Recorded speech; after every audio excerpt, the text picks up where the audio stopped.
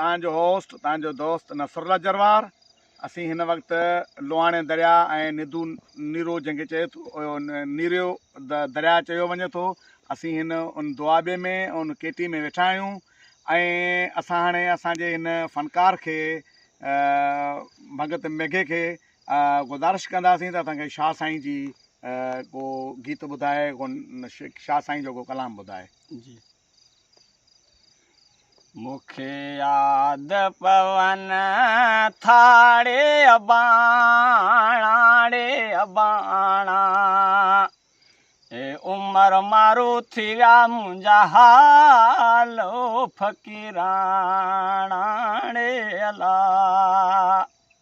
मूंखे यादि पवन थाड़े अबाणा रे अबाणा, ए उमर मारो थी विया मुंहिंजा हालो फ़क़ीराणा रे अला। ओ खणी आया हिन खूह तां, हाणे चोरी करे वियाड़े चुराणा रे चुराणा। ओ खणी आया हिन खूह तां रे अला, हाणे चोरी करे वियाड़े चुराणा रे चुराणा। ए उमर मारो थी विया मुंहिंजा हालो फ़क़ीराणा रे अला।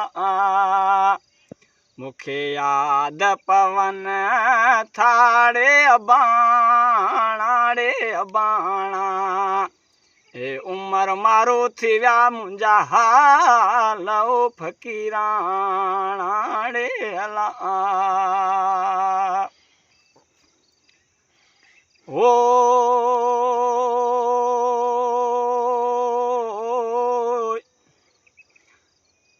लालूं लाल लतीफ़ चढ़े अला, ओ भिट जोड़े घोट लतीफ़ चढ़े अला।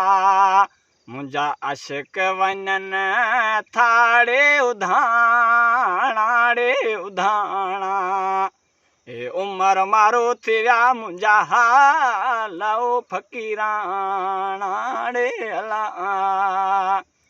मूंखे यादि पवन थाड़े अबाणा रे अबाणा, ए उमर मारो थी विया मुंहिंजा हालो फ़क़ीराणा रे अला।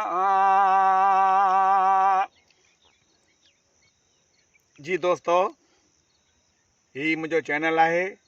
महिरबानी करे हिन मुंहिंजे चैनल खे सब्सक्राइब कंदा, तव्हांजी महिरबानी। हाणे मोकिलाणी आहे ऐं मिलंदासीं नेक्स्ट प्रोग्राम में। अल्लाह हाफ़िज़।